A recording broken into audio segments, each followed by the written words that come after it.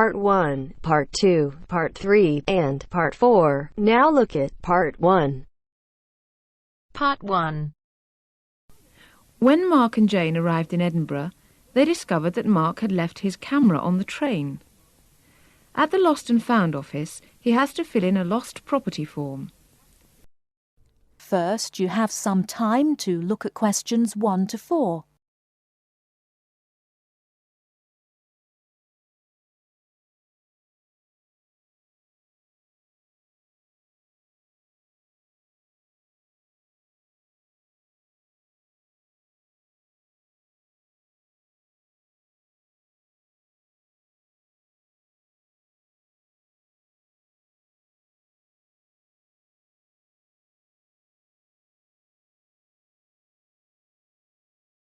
Now we shall begin.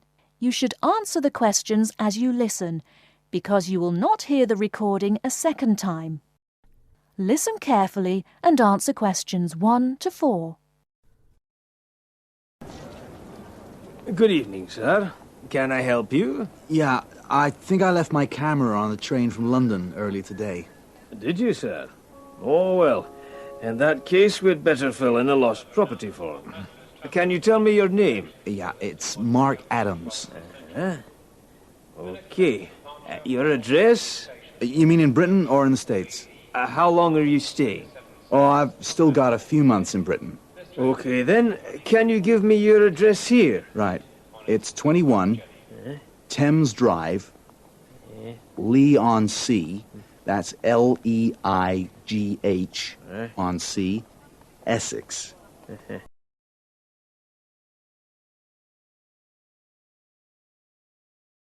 Before you hear the rest of the conversation, you have some time to look at questions 5 to 10.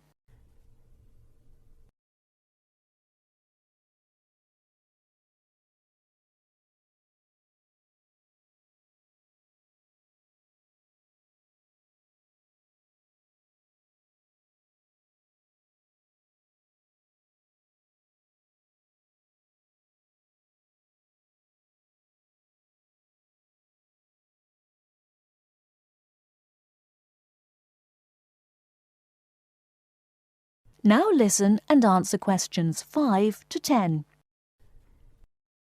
Do you want the phone number? Yes, I'd better have that. Okay, 0702 35211. Thanks. And you say it was a camera. What make and model? It's a Ricoh. Ricoh. How do you spell that? Ricoh. Okay, got that. Now, you say it was the London train. What time did it arrive in Edinburgh? At 4:55 this afternoon. Exactly on time. Well then, if we find it, sir, shall we phone you? No, I think I'll drop in the day after tomorrow to check up. Right you are, sir. We'll do our best.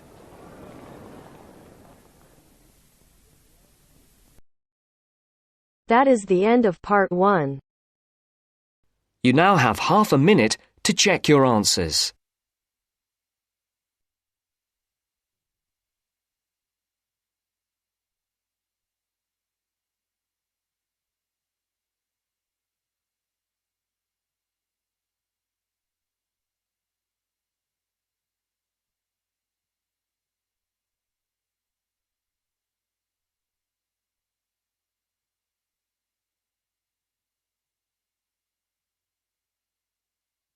Now turns to Part 2. Part 2. You will hear a flight attendant talking to passengers on an airplane. First, you will have time to look at questions 11 to 15.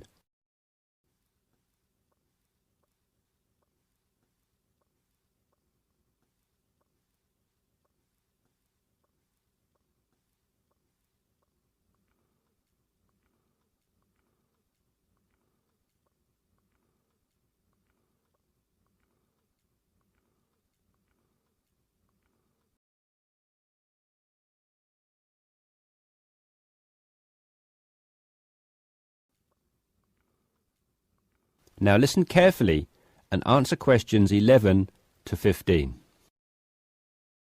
Good morning, everyone. I hope you all slept soundly overnight. I'm pleased to confirm that our flight is running on schedule and we expect to arrive in Christchurch at 8 a.m. local time. That's about 50 minutes from now. I've been advised by our pilot to warn you that there may be some turbulence on our descent, so please remain seated and have your seatbelt on at all times. As you may have heard, a fairly severe tropical depression is headed for New Zealand and in fact is reaching the west coast of the South Island as we speak.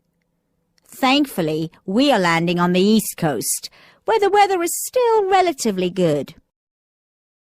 Wind speeds are steady at around 15 miles per hour and the sky is generally overcast, though the sun may creep out from time to time as the morning progresses. That said, when the storm reaches this afternoon, conditions will deteriorate rather quickly. Please exercise extreme caution if you're travelling anywhere on the island today.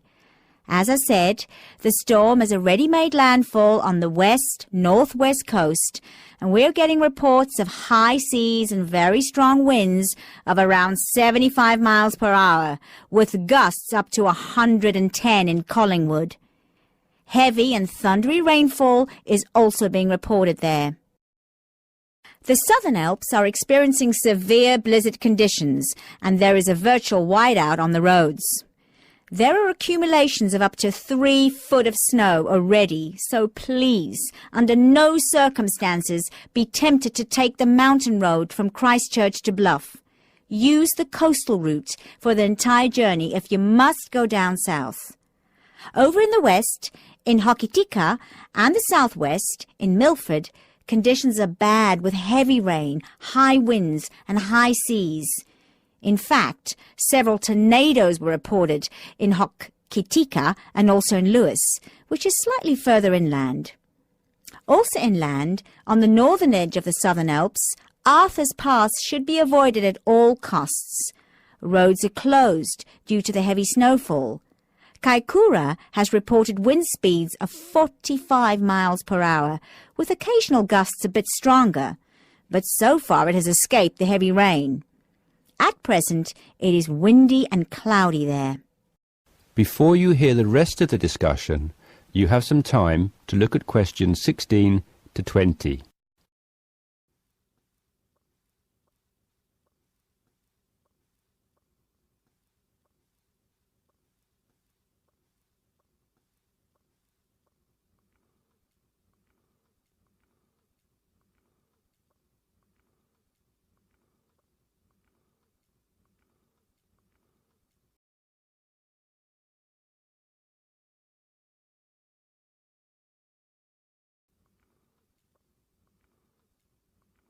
Now listen and answer questions 16 to 20.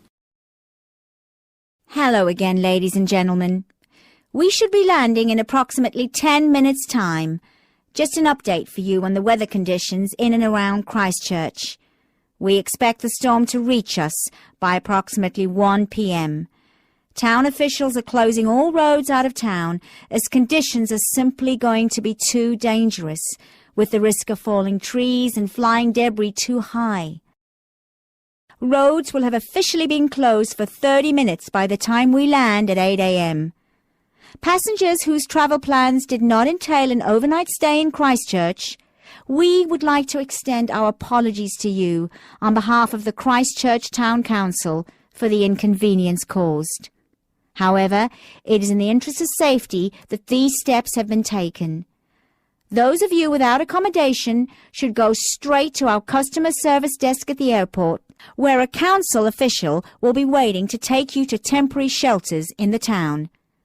Those of you who are staying in Christchurch should go to your hotel and follow the instructions of staff there. It may yet be necessary to evacuate you down to the shelters as well. This decision will be made by hotel staff who are monitoring the situation very carefully. The storm has made a direct hit on the island. The storm eye is expected to arrive in Christchurch at about 4 p.m., after which a brief period of calm will be experienced. The western wall of the storm will then hit at approximately 4:30. and the extreme winds and heavy rain should have improved by about 7 p.m. All roads will be reopened from 9 p.m. onwards. However, we're advising people to refrain from driving unless absolutely necessary, as conditions will be extremely hazardous with a risk of flooding everywhere. Flash flooding is a real danger for the valley towns of the south in particular, as mountain rivers and tributaries have already swelled to record levels. High winds have already caused massive power cuts in West Coast towns, and a string of major tornadoes have caused havoc across the Midlands. If at all possible, stay in Christchurch until tomorrow morning, when the clean-up will begin. And, above all, stay safe. That is the end of part 2. You now have half a minute to check your answers.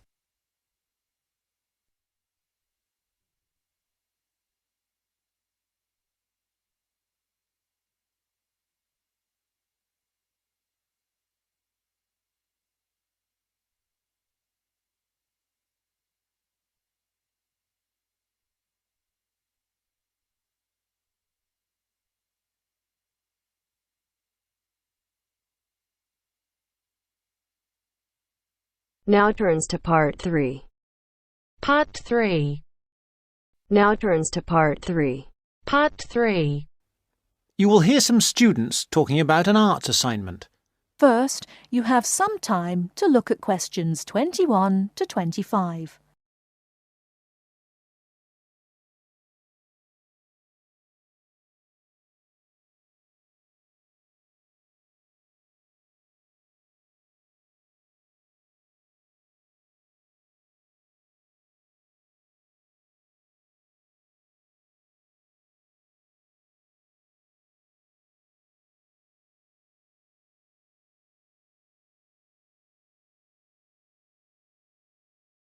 Now listen carefully and answer questions 21 to 25.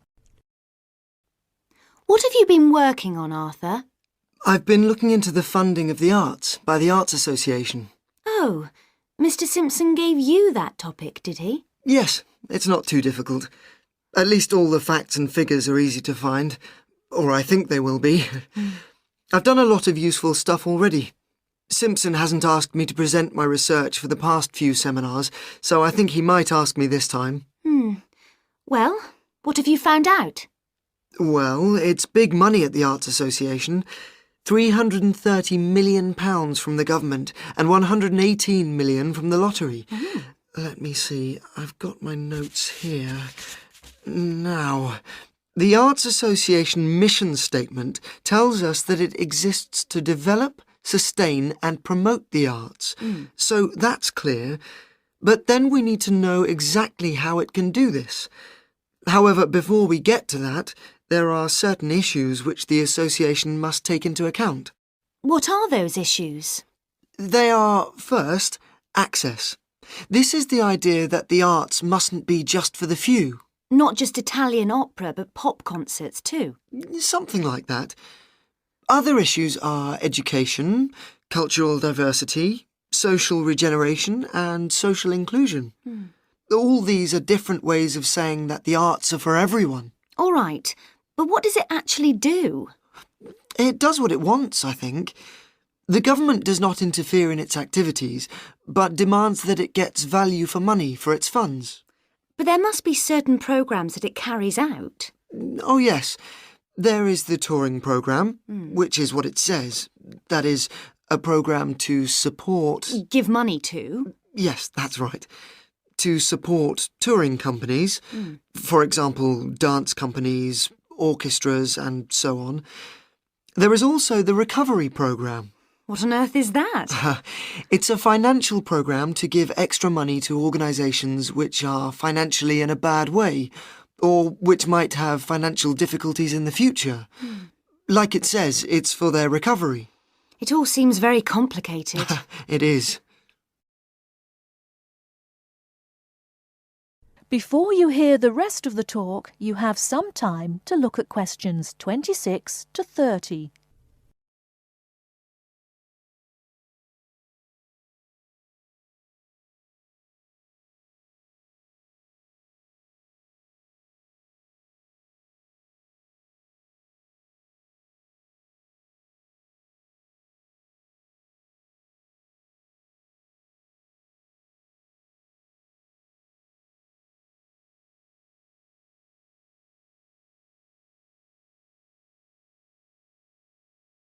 Now listen and answer questions 26 to 30. Did you get any information on the reading for the other half of our work? Yes, I did. You mean the Art and Society module? Yes. Yes. I met Simpson himself as we were waiting for a train at Norchester Station, so I managed to ask him. Any luck? Yes, I've got the notes I took here. Oh. He told me, of course, to start with Greenberg, who covers contemporary art and the up-to-the-minute movements in America. It's about the modern movements, really. As far as the economic impact of art is concerned, a basic text is the Parliamentary Report on Art and the UK Economy. This gives lots of monetary facts and figures, but the figures are not very satisfactory, as, of course, a lot of the information is confidential and can't be published. Art Now, Art Wow by someone called Dennison sounds exciting, and is about how art and artists are created, presented for buyers, and sold in the US. It's about the whole trade in art as a phenomenon. Like a product? Like washing powder? Yes, that's the idea of the book anyway. And there's another one here. Oh yes, by someone called Hampton.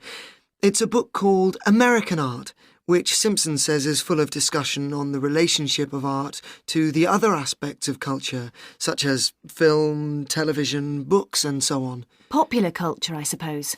Not just popular. Culture of all sorts, I imagine. Finally, for the spiritual and more abstract aspects of art, he recommends Art and the Mind of Modern Man by Frick. It's sort of about how art relates to how we think. He did have lots of other recommendations, but luckily his train arrived before he could move on to them. These seem enough to me. Yes, they're a good place to start. We will be busy. That is the end of part 3.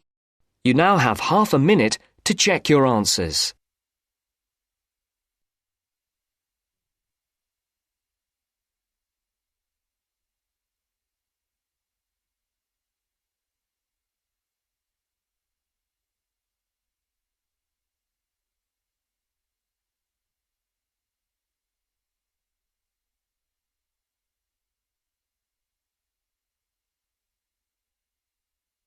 Now turns to part 4.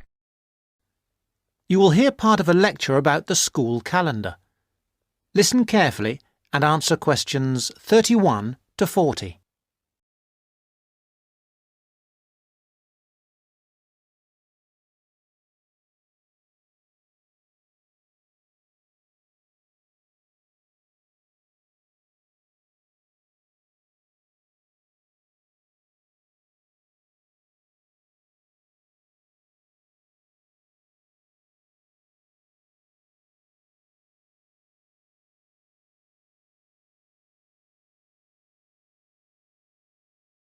Now listen carefully and answer questions 31 to 40.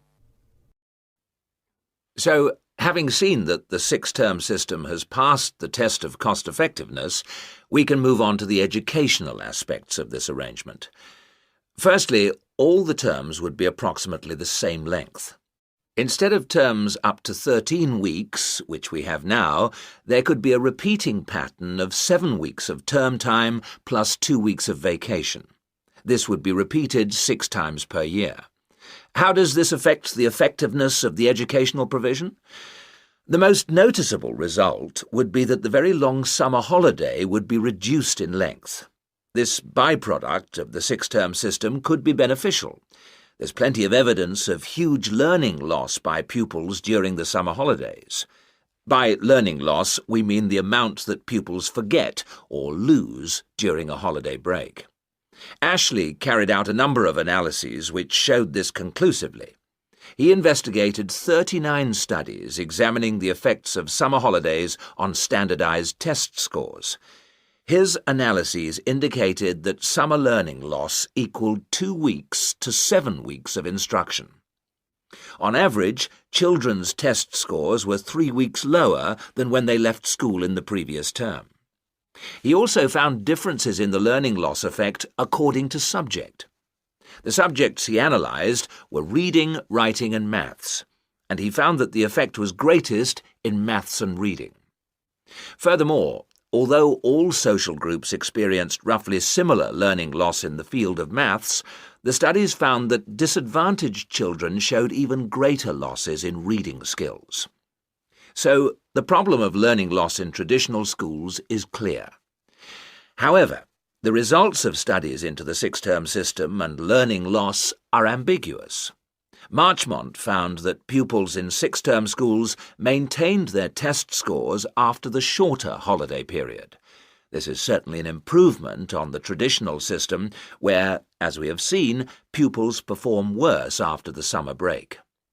Benson, however, found no differences between those in traditional schools and on the six-term schedule. It would seem reasonable that if long holidays result in learning loss, then shorter holidays should result in less learning loss. So we await the outcome of further studies. Historically, of course, everyone knows the reason for our system of 3 terms per year.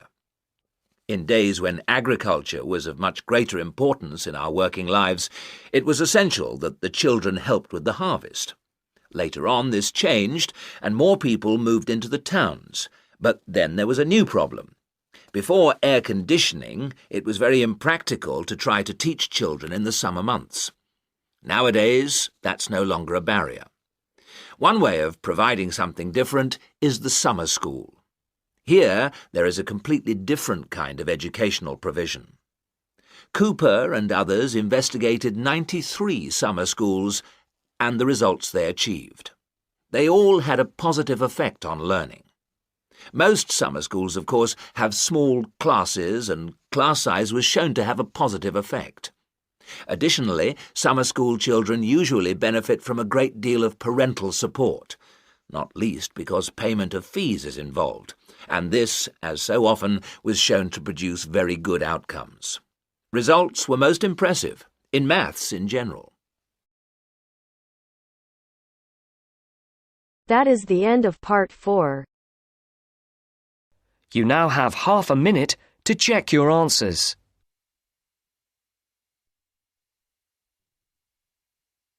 Our hearts beat to the city streets. We began to feel the fire. We rise like tall buildings as the chemicals, they take us higher.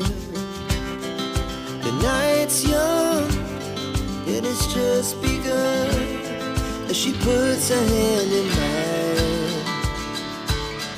We wanna chase the night.